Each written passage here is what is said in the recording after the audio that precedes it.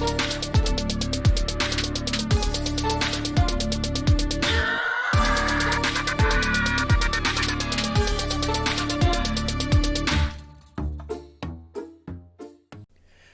up, guys? Rob from Legit Binders Gaming here, bringing you another Player Profiles episode. And today I am joined with PugX, who is, I can't even say up and coming anymore. I definitely think you're considered a top player at this point, running a lot of these brackets and whatnot. And you've also made it out to a couple in-person events recently, right? So, yeah, just one of the you were like up and coming for a little bit, and now I definitely think you're I would consider you a top player. So welcome, and why don't you go ahead and start with your gaming background, gaming history, how you got into competitive gaming, other communities you've been involved in, and whatnot, and we'll go from there. All right. So hi, I'm PugX. So my gaming background started when I was like 4 years old. I think I started on Black Ops 2. That's like my first game I've ever played. Uh, like obviously don't remember much of it. I just know I really liked the game, but I was also very young. So I think the first game I was good at was Black Ops 3, which I got grandmastered in that game. It was like the first game that I considered myself good at, and yeah, it's one of the games I when I was younger I mostly only played Call of Duty because not I don't really know about like platform fighters and fighters, but my dad used to be a really good Street Fighter player, so maybe that's why I'm good at platform fighters now. But then I think the game that I was the most good at before Nick Brawl was Modern Warfare 2019, which in that game I was pretty good at it. I mostly dropped a lot of kills and I really like Search and Destroy in it.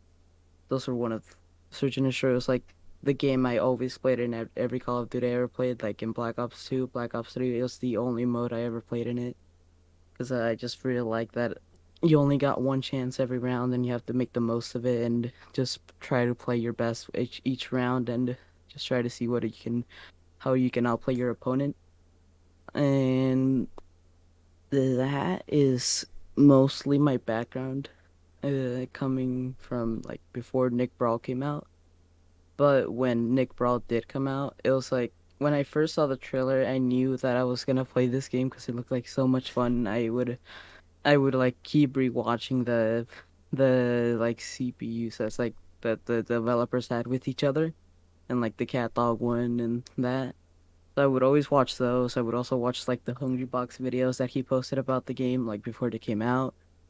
And when it did come out, I think I got it like the first time, like the first day it came out.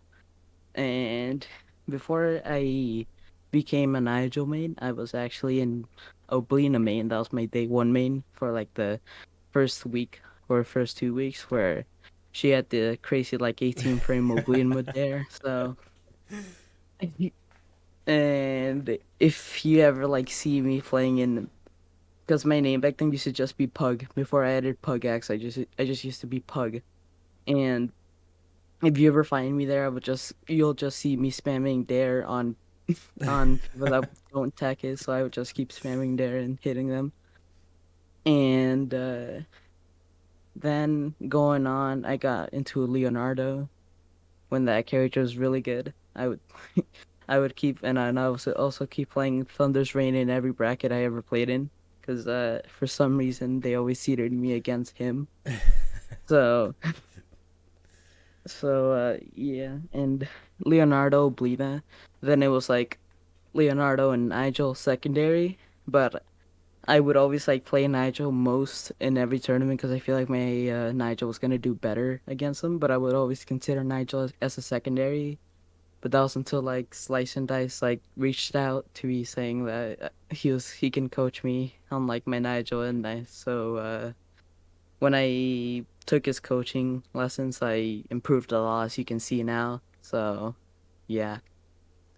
Yeah, so I was looking at your now Start GG, used to be Smash GG page, and I noticed that you also had some tournaments and some other platform fighters like Slap City, Melee, and Ultimate. Hmm. Um, so were those before you got into Nick Brawl, or did Nick Brawl kind of bring you into the platform fighting genre and you played with those after? For Smash Ultimate, I kind of played it little bit. I played it before Dick Brawl came up, and I never thought I was gonna play fully competitive because I just played it because my cousins were really good at Smash Ultimate and like every Smash game that ever came out. So I was just trying to like play the game to like maybe get a chance of beating them one day. So and Slap City, um, I mostly play the game every now and then, but it's only because Human Fred is in the game, which is a alternate for Ruby. And Melee, I recently got into it because I just like the skill that you can put it, the technical skill that you can do, and I just really like watching Melee sets. Like even though I'm not really good at it, I just like watching top level like Yoshi gameplay and like Falco gameplay. So. Yeah, so it's definitely cool to hear you kind of talk about your background with Call of Duty because when I was younger, when I was in high school, like that was me and my friend's game. We played the hell out of Modern Warfare 2 and then Black Ops, the first one that when it came out. So definitely can relate to just killing so much time on that game. But so what made you want to get into platform fighters? Because first person shooters and platform fighters very different kind of genres. So like, what was the first thing that was like, okay, let me try out this game and see if I can get good at it. It was just Nick Brawl. When I first saw the trailers, I was like, the first platform fighter that caught my attention because it just looked so much fun, and yeah, it just looked like so much fun. So I wanted to try it out. So I got it like the day it came out, and just tried it out, and just liked it since. I just loved the game. Yeah, it's definitely interesting to hear you say that like Nick was kind of your first big platform fighter. Like considering how good you are now, a lot of other people that I've talked to like came from Ultimate or Slap City or Melee. So to hear you say like, oh yeah, like Nick is my first game and like you're just a top player now. It's your rise to being a top player has been one of the more interesting things to watch and just how good you've gotten so fast. So let's talk about the training aspect of it because when I talked to Slice when I did his interview here, he did mention you and he said that you were one of the people that he reached out to and wanted to coach. So I guess just kind of talk about that experience of Slice reaching out to you and then how you guys trained. Was it a lot of sparring and like matches or a lot of like lab work and stuff like that? Just go through that process. Um, so when he reached out to me, he wanted to coach my Nigel since he was like the best Nigel main. So, when when he coached me, he mostly showed me like Nigel's things and things to do and not do with him, and approach options and combo game, like his crazy combo game, like the what's over there move and and that. Because he also showed me a lot of things I was doing wrong. Like sometimes out of shield I would jab a lot, but he also told me that I should not do that. And when I started like picking out the things I shouldn't do and the things I should do with Nigel, I just started like getting better and better. And now he coached me when I was like a low level, mid level player. Now he just made the top player I am today. Yeah, and it's really cool to see that kind of transition, him reaching out to you and you growing, from I guess, at the time he probably would have been considered the top Nigel. I mean, he was PR on the first PR and stuff, so um so as far as training now is concerned, now that you've reached this level, do you find that you do a lot more like matchmaking and playing people or lab work? What's kind of your balance between those two? I mostly do matchmaking, and when I'm playing, if I see something that looked just like I could do it, I would just lab it out while in game. Like when I saw like the nose thing, like the nair into nair into nair into nair to like drag him down. It was when I was like in the game. I don't remember too, but I think it was with actually I think I figured out at Genesis that because I was playing with Max Ketchum, and I hit him with a fit into with a nair into nair, and he just like couldn't get out of it. And he was just falling down to snap. And that's like when I figured out that, hey, this is really cool. I really want to like get better at doing this, and I just started like doing it more and more, and it's really consistent. And Remix is the original creator of that. Uh, Remix was a really good player back then. He was a really good top player back then. Yeah, that's interesting because I think I'm the same way. Like when it comes to how I get better, I feel like learning in game definitely helps because learning something in a lab is good, but if you can't replicate it in game, there's really no point. You know, like if you can't hit that combo in the game, it doesn't matter if you've done it in a lab 100 times. It's nobody's watching you VOD review a lab session. Um, so let's talk about some of these big tournaments because you just mentioned Genesis, which was a really really big tournament recently. Being that Nick Brawl was your first platform fighter and first kind of foray into getting into the competitive side of platform fighters, how do you feel you're able to like control your nerves and keep a good like mental game throughout a tournament like one that is as big as Genesis? Mm. So like at Genesis, I was like to when I got into losers bracket, my nerve just got like really high level and I lost. But before that, when I to like keep my mental thing in the game, even when I'm losing, I'm always like I can do this. It's such a winnable set. I can come back from this, and that just like keeps building up my like I feel like I can do it and I can actually win it. So it just like helps a lot, just like saying like, yeah, this set is impossible. I'm not winning this. So if I just keep like talking myself up, like I can do this, I can actually like win this set. It's such a winnable set, and that just helps me a bunch. Just not losing my mental game and just staying in the game and not focusing on anything else except the game and how I'm playing. Yeah, certainly. And then I looking at your start GG, you've placed top eight at several big events. You top eight at Thirsty Thursday a couple times. You recently just won back to back online brackets with Pineapple Tuesdays and I Hate Mondays, where you actually played me in round one. And you've gotten top player wins over some of the best players that play the game. Like Yeah. like in Pineapple Tuesday. That was like my first time I actually got to take sets from Blazing Pasta, which was like probably my bracket demon, I would say. Like I would always get like not always, but sometimes I would always get like game five with him, but I could not close it out because like he's just really good and he's just really good at comebacks. So I I just got really excited when I finally got to beat him in actually two sets in grand finals, both like grandstand reset in Pineapple Tuesday. Yeah, and they were both 5 game sets, so that takes a lot of like mental Mhm. strength to get through that. Yeah. Yeah. And it was with two of his characters, so I got to be his Ren and Stimpy, which I think I do better against than his other characters. But then when he brought out the Lincoln, I because I've never beaten his Lincoln, even in like Royal Fumble and other tournaments. I have never beaten it, but I feel like I always get close with this Ren and Stimpy. So I was like, I got so excited when I was able to beat both of his characters that I could not be for the longest time. Yeah, and that's no small accomplishment. Like Blazing Pasta, a lot of people would probably consider him top three. Maybe even top two if you consider like Lilybun and Bodidi as like the top two. He'd probably be number three on a lot of people's list. So for you to take two 5 game sets off of both of his characters, that's really impressive. And I guess my question would be at that point, going up against somebody like you said, like a bracket demon of yours, like somebody that you've played so many times and you're unable to beat. Um, how do you kind of overcome that and just say, okay, I've had a long history of losing to him, but this time it's going to be different.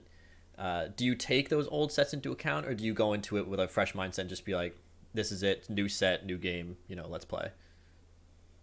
I think new mindset because when I because in that tournament I also lost to him in I think winners finals, and then when I met him again in grand finals I could not beat him. So I was like, okay, I'm gonna try something different against him. And the the thing that was different was like he always like is playing safe and always like attacks me when I'm in like did something wrong and just get like impatient. So I was like, okay, what if I just keep rushing him, just try to like even if he's off stage, just try to get him off stage. So I always try to just come with a new mindset, new gameplay, just try to see what I can do better, learn from the sets while playing in them and like that. Yeah, so that's another question that I've asked a lot of people who come on the show is this idea of adapting to a new game style, new plan, versus like sticking to your guns and sticking with what you know works. Like for example, when I talked to Tafar in the first episode, he said that he likes to just stick to his game plan, and if it doesn't work, he VOD reviews it later and says, "Okay, what can I change for next time?" Uh, he said that he likes to do that because he knows it works and he knows he can make it work. He just has to find out a way to do it. Versus some other people who have said, I'm not afraid to just throw my entire game plan out the window and try something completely different. So would you be more on the second part of it? You're not afraid to just completely try new things mid bracket? I mean, yeah, because like trying new things, you've probably I think you've seen my top like come out like in Thirsty Thursdays, like even in grand finals, just trying to see if it's just like I can like do better against a character I can't beat. So so yeah, I'm probably on the second part of it because even when I lose a set trying something different, I can see what I did wrong and like I can like upgrade my game playing to like actually beat the characters like or like the player.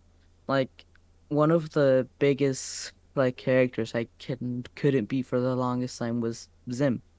Mm. And even in Genesis, like in winners like top 20 or top 64, I had to play Sego, and I was against good Sims. I could never like take a game, or even if I did, they would just like 3-1 me.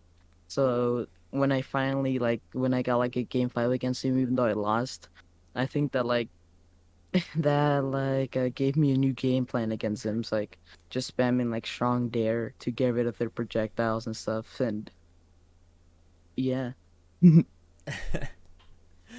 Yeah, and I think I'm more on that side too.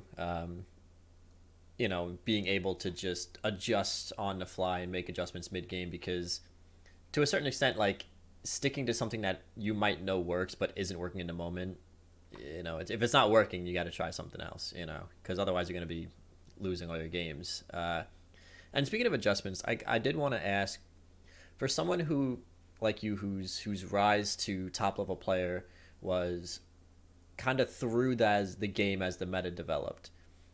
Did you find it difficult to both be trying to get to a top level player and then deal with the constantly shifting mechanics and meta of the game?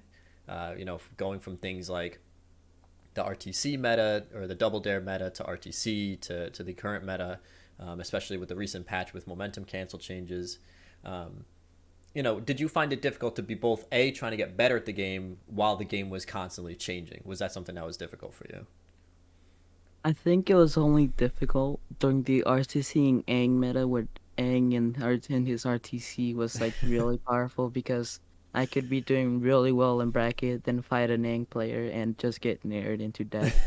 But Yeah. when that update was like when that thing was like patched out, I could actually like beat the Aang players and stuff. I think that's like when I started getting like better at the game, just with new meta and new characters like being up as at the S tier and A tier stuff. So and with Nigel, he recently got nerfed, but I feel like it didn't really change him that much. And also I think one of my strengths are just adapting or adapting really soon. Like the day the patch comes out, I can already like get used to the patch and like if a new character comes out, I feel like I can learn the character and like get really good with the character like the day it comes out. Or, like over time, see what other players are doing with it and adapt to like their playing, kind of like copy and paste it to my character and just take from there and just like learn it and I take it. Yeah, so speaking of new characters, we recently had a pretty big patch that changed, a lot of the mechanics of the game and then added the new character, Jenny. How do you feel about where the game is at right now, meta wise? Do you like it? Do you not like it? How do you feel about this recent patch? And then at the end of it, how do you feel about Jenny specifically? Mm, really like the new patch. Like, even with Nigel, people like really hated Nigel for like one up air could just like cost you the entire stock. But now it's like kind of hard since even like with the one frame delay on it, it's still like you can just get out of it really easily and they can't just kill you with like one upper. So, mhm. And Jenny, I think is a really cool character. Jenny, I really liked the character when it came out. I thought I was thinking of using them as a secondary, but I recently just decided to stick with Nigel and stick with my game plan, and it's working out because I was thinking that I was gonna use Jenny as like a counter pick too, like SpongeBob and bad matchups, just Nigel. But think that since I stick with just Nigel by himself, I think it's just gonna it just helped me out a bunch and not trying to learn two characters at the same time with a new patch. And one major thing that the patch came out was momentum canceling. For the longest time in Nick Brawl, momentum canceling was like a big way to like just survive a stock. Like even getting hit like at 100, you can just use like one PTM shine and just get rid of that Yeah. momentum and just survive from it. And even like Nigel, he can just use like side B or dare to like get rid of that momentum, just get back to stage easier. And now that characters are like dying easier, it's just you just kind of have to like actually play a bit defensive. And when you know you can attack your opponent at some time, you can just like benefit from that instead of like the old way was just like attacking your opponent, just killing them and like getting to a high percent. And when they got off stage, they could just momentum cancel and come back. But now they actually like have to worry about recovering and DI and stuff. Yeah, so how do you feel that Nigel does in the current meta? Are there any like really bad matchups that you think might be secondary worthy, or do you think that he's a solo main worthy character? Because I think a lot of people place him pretty high in the tier list. So I'm interested to hear your thoughts on that. I think he's like a good solo main. He's even with his nerfs, he's still really good. Like even like with his upper nerf, there's only one frame, so just even though you can't kill like a zero like most of the time, I say most of the time because you can still just jump and snap and still still kill them. So I feel like Nigel is definitely like just solo main worthy because he's just really good. And yeah, he's also really high up on the tier list. I think he hasn't. I feel like he's a solid A or S tier still. Yeah, which is interesting because when Nigel came out, a lot of people kind of thought he was like a joke character. Kind of like everybody thought PTM was a joke character. Like, oh, he's like making bird noises and has a snake move and a worm move. Like, it's kind of ridiculous. But to see him go from kind of like, oh, he's a joke character to, oh, he's actually is in contention for like S tier is very, very interesting. I'm curious to hear your thoughts because you're actually the third Nigel main that I've had on. So, I interviewed Slice, I interviewed Waldo, and now I'm interviewing you. Uh, it's interesting with Nigel because you can play him in a couple different ways. So I'm curious, like, how would you describe your gameplay with Waldo with Waldo. Nigel? Yeah, with Uh, Nigel. so obviously one big gameplay is just getting those uppers. It just builds up percentage. They don't really go too far. Like with the Aang Nair now, they would just like sit in place and you could just get a bunch of Nairs, but now they go like they get out of it, but not with Nigel upper. Like when you do Nigel upper, they just like they go up, but it just like lets you get more uppers and it's a really good potential thing. So another thing is getting those snaps. As if you see my sets, like you'll see me go for a lot of very like weird snaps, like them like just jabbing them, then like going to the other side of the stage and snapping to see if I can get them, or they just like hit my shield and snap, and I just shield, then I just snap out of the weirdest situations, and it works out kind of. So that's one of my game plans, just getting those snaps and getting them off stage.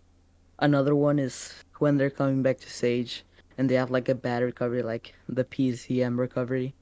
Uh, I can also just use like strong dare and spike them because Nigel has some pretty good spikes.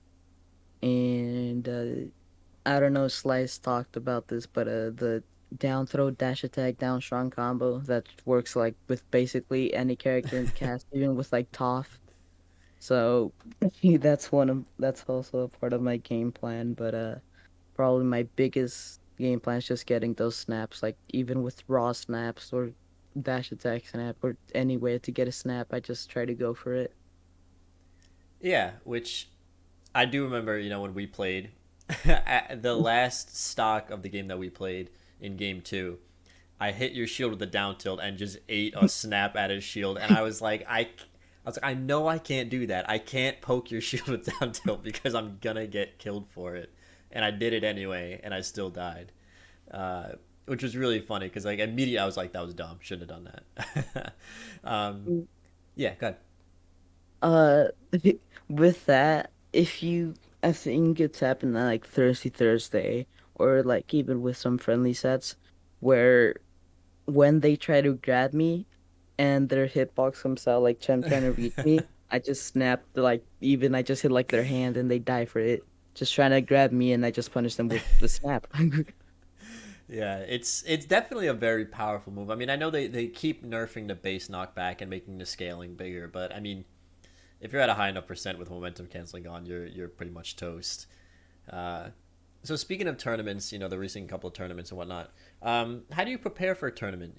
Do you do like a lot of hand warmers? Do you do a lot of friendlies? Do you watch old VODs of yourself? How do you prepare for a tournament that's coming up?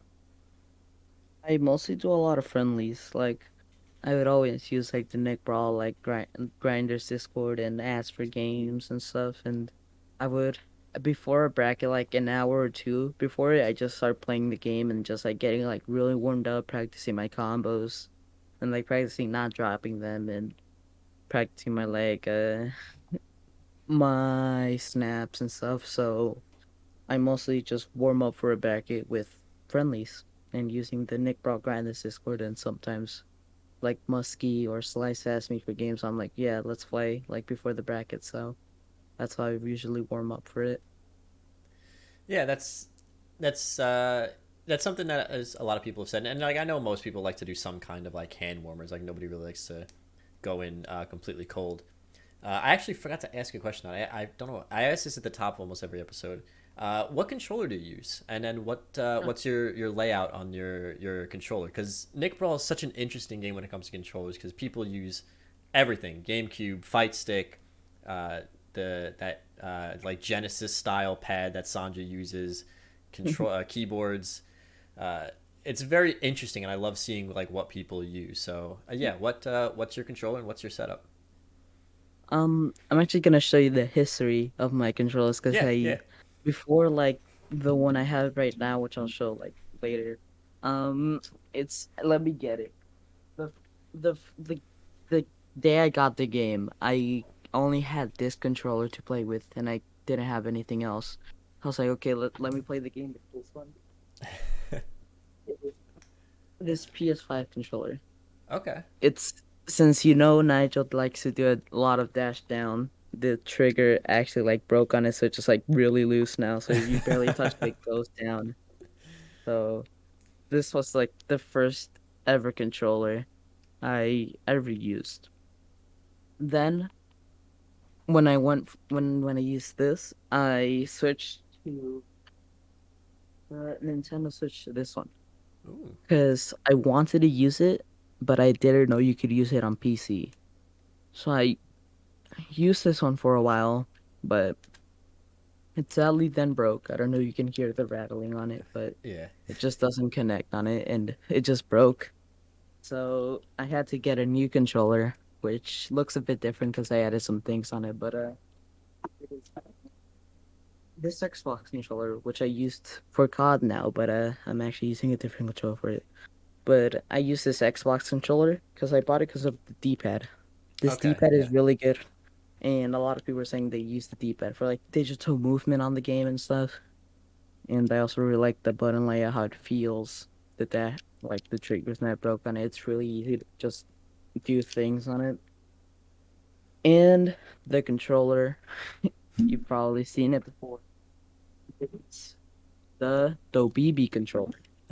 The the Hori fight pad for like the PS4. Bodidi told me about this controller and he said that that's the one he uses and it's really good. So I got it, tried it out. Uh, the first games on it were with Knock. I still remember the day I got it. I actually think I still have the box because I opened it like I just wanted to open and use it because I've been waiting for it for a while. And this is a controller I've been using for like a long time, and I think I'm gonna stick with this controller. So if it breaks, I think I'm getting a new one of this because it's just a really good controller, and it's kind of like the Sanchi Genesis Fight Fat because you can use it for like with three fingers right here because it's kind of like a fight stick, but with a D-pad. That's the one I use currently and will probably always use for Nick Brawl. Is it the D pad? Is that like the main reason you got it, or was it something else? It was mostly because Bodidi, I was looking for new controllers, I asked, and Bodidi responded that you should get mine. It's really good. And and then I saw like the triggers because I was gonna get Slice's controller, the Pokken controller, but I didn't like that it only had like only like these two, Mm-hmm. and I couldn't like grab or anything. So, and I didn't want to use like this for shield and this for grab. So then when Bodidi showed me his controller that had digital inputs and a D-pad, I really wanted to get it. I wanted to try it out, and when I play Street Fighter like every month or so, I also use this controller because it's just a really good controller for like any game.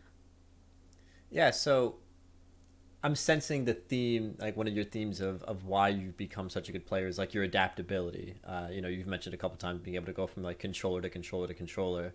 Um, did you find it difficult to transition between controllers, or was it just, something like, okay, get used to it for like a day and then like you're good to go? I think that's mostly get used to it for like a day and good to go. Cause like the day I got this controller, like this, well, when I got it, like the second day or like the next day, I just got like really good at it and was like playing like the same with the Xbox controller, like how it was. So I just kept grinding on this controller and it just worked out. And I adapted to it pretty well and pretty fast. Yeah, it's being adaptable for fighting games is huge. If you're not adapting to anything, whether it be new meta, new characters, new controller, you're not going to be doing too well.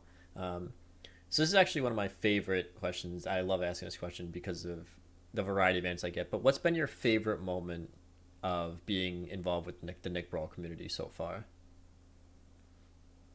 Probably Genesis, because that was like the first time I ever got to meet everyone from like the community, like Tafar, Bodidi and stuff. One of my favorite moments was probably like being taller than mostly everyone there. But like I was obviously not taller than like Bodidi because it's just really tall and stuff.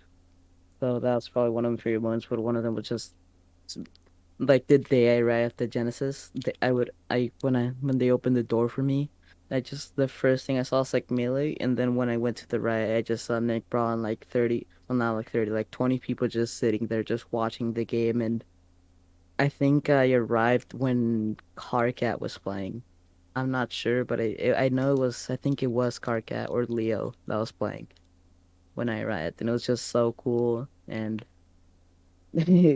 they also really like the shirts that my mom got us. That was like PugX, and that had to be one of my favorite Nick Brawl community moments, or just moments in the game. Yeah, watching Genesis, it was really cool just to see everybody there, and then we have such big events coming up, that it's just getting bigger and better, and it's just really cool to see everyone kind of coming together. Do you have any plans to travel to any other in person tournaments anytime soon, or you just kind of seeing what gets announced? I'm trying to see what gets announced because I obviously want to try to go as many as I can, but it's since I'm since I can't really drive or fly myself out, I just gotta like ask my mom if we can go to the tournament. She says no, I just gotta wait for another one to like get announced. And Genesis was like the closest tournament, and my mom like knew that I've been wanting to go to a tournament for a while, like IRL. So she took me. It was a 8 hour drive, which was the closest one because I'm actually like terrified of flying, like airplanes and stuff. So, so that was like the first tournament. So if there's any like one that's closer, I would or close, I would probably go to it because I just really want to see everyone again and really want to compete IRL. Yeah, for sure. And hopefully, we do get a couple tournaments going your way, so we can get more in-person pug gameplay. Uh, so, what kind of things would you like to see for the game going forward? Is there any specific changes to the game you might like to see? Uh, any specific mechanics you might like to see added? That sort of thing. I really like the state that the game is in right now. I don't really know what to add to it because obviously I want Huge Neutron to come out because he's because who doesn't want Huge Neutron in the game? And I think I just really like how the game is right now. They did a very good job with the new patch and stuff, and I'm just really happy how the game is going on right how the game is doing right now. And yeah. So, what kind of things would you maybe want to see from like a community sort of things? Any specific maybe like tournament series or other things you might think you want to see the community get involved in? From a community side of things, where would you like to see the game go?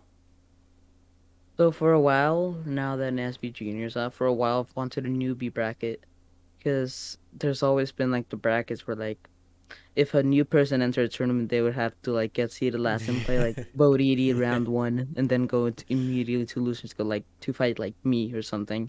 So with the NASB Junior, that's something I like wanted for a while. Just a newbie bracket for like low level players to like have fun in a bracket and just learn and get better at the game. So it's they don't like playing like their first tournament or just like try to play with someone and they like get demotivated because they're just not as high level as them. So that's what I've been wanting for a while, and now we finally got it.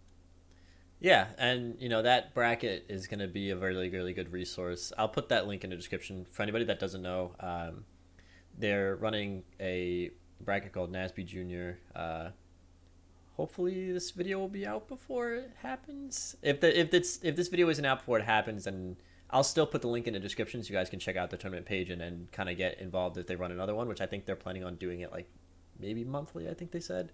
Uh, and I'll link their Twitter as well, so you guys could keep up with that. The all pro players are banned. Anyone on a PR is banned, and a bunch of other players from the Nick Brawl grinders are banned. So I'll put that sort of stuff in the description. So before we head into a best of five showcase, we can show off your gameplay skills. I like to leave this last part an open floor for you if you want to give anybody a shout out, if you want to talk about anything specific, any other questions or anything you want to address. This last part is kind of open to you, so the floor is yours. So one of the major things I want to get a shout out to Slice and Dice. Well, he obviously like coached me, and even like today, I still ask him for like some matchup advice and things he helped me out with, and like bot reviews. Like sometimes when I rarely do a bot review, it's always like him like showing me what I did wrong. So yeah, and another one, the bigger shout out is my mom for supporting me, for just like helping, for just like supporting me, taking me to tournaments, and just like even when I'm in a tournament, she understands. She's like, okay, I'll wish you luck. And sometimes when I'm like done with the set, I go downstairs and she's like on the TV since we have like Twitch on our PS4. She's like watching my she's watching like the stream, and mostly like in PX Thursday, like I just come downstairs, and if I won the set and I come down when I was on stream, there she would like congratulate me and like wish me luck on my next one. So then another one is just Unicorn Pro Gamer. He if he sees video like when I like was like trying to get better at the game, I would always go into his streams and just watch and just like learn from him when he used to play like Leonardo and was like a really good player back then. I would always watch him, and he's just to this day I still just watch him because he's just like really fun to watch and just and and I think one more shout out I want to give out to is just every tournament host, every like TO that's like TO'd for this game, Pride Sisley, and like the other TOs. I just want to like give them a shout out for just like sticking with the community and like helping us out and just running brackets for us when like mostly like every day tournaments like gone down, like it's almost like 3 tournaments like every week. So I just want to like give them a shout out for still sticking with us and just helping us give tournaments.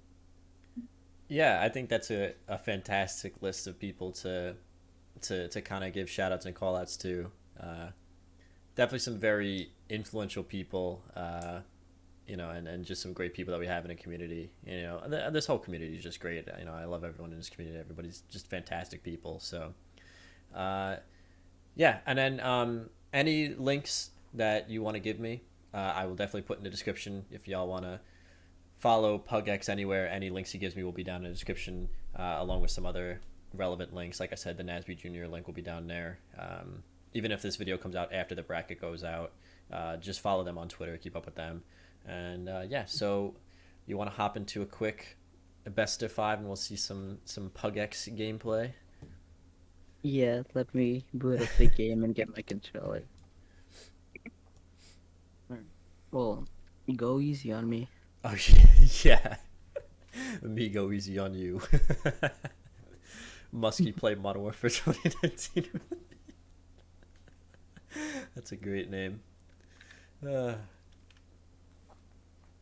so when I do these best of fives, I like to kind of talk about PugX or whoever menu. I like to talk about like the person behind the controller and whatnot. So I guess first of all, where did you get the name PugX from?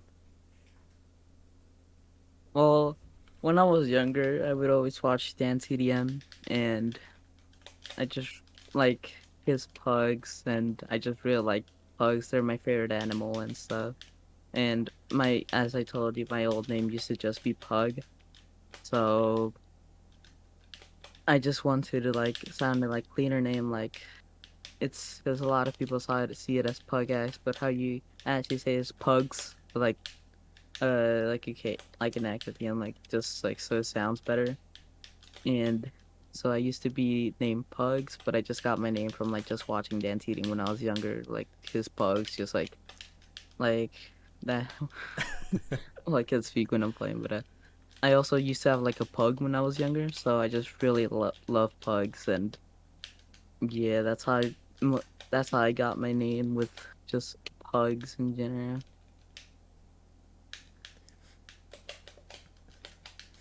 Yeah, my name. I don't know if I've ever told the origin story of my name on one of these videos, but basically, my friend and I were playing Call of Duty one day, and we were talking about, oh god, we were talking about wanting to start a YouTube channel because like we were really into all the guys that did like Let's Plays and specifically like Call of Duty gameplay back in the day, like Hutch and CNET and like all those guys. So we wanted to start a YouTube channel, and there was a guy in our lobby whose name was Legit Ninja, and my buddy Steve looked at his name and he was like, "Is that guy's name Legit Brownies?" And I was like, "No, what do you mean, Legit Brownies?" And he's like, "You know what? That's it. That's the name of the channel." So from then on, it was Legit Brownies Gaming, and it's really only me on the channel now. Like Steve does videos occasionally, like every once in a while, but it's mostly just me now. Oh god.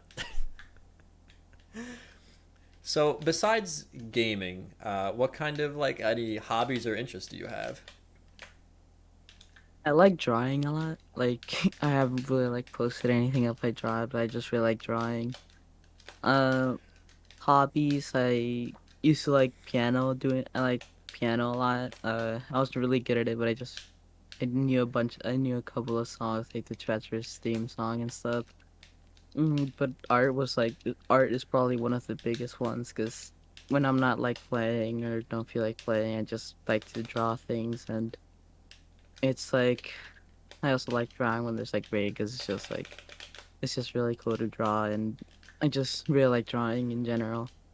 So probably one of my hobbies is just drawing. And I used to play baseball.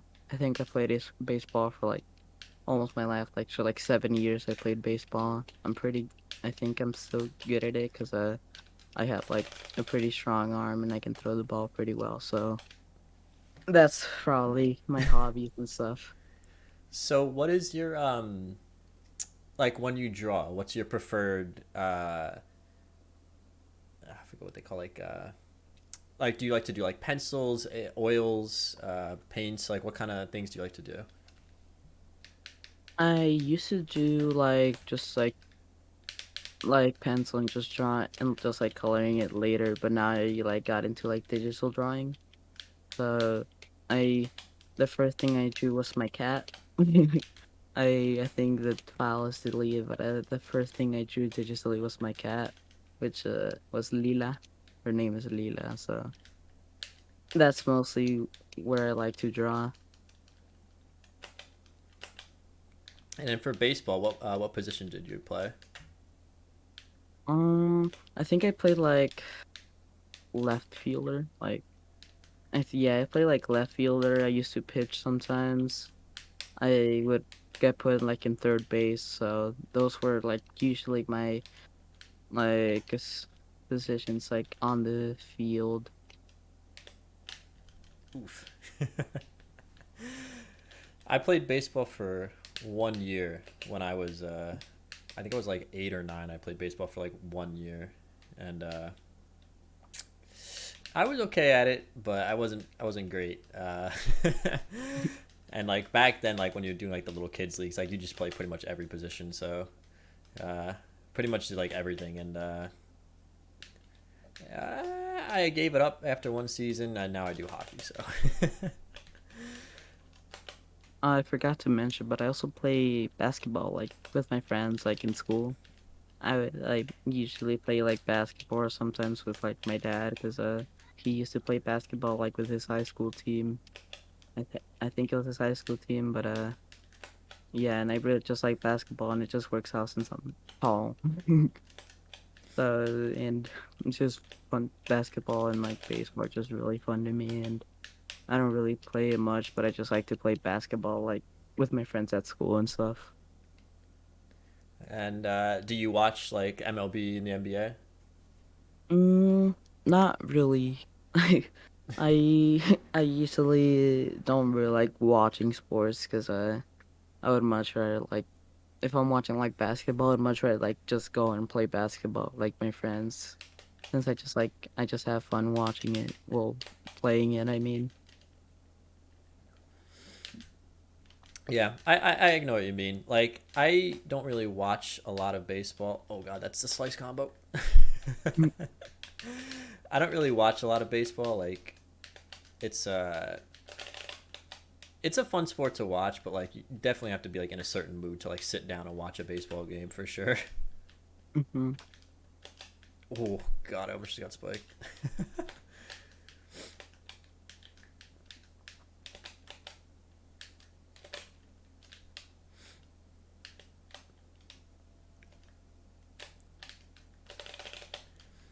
Oh gosh.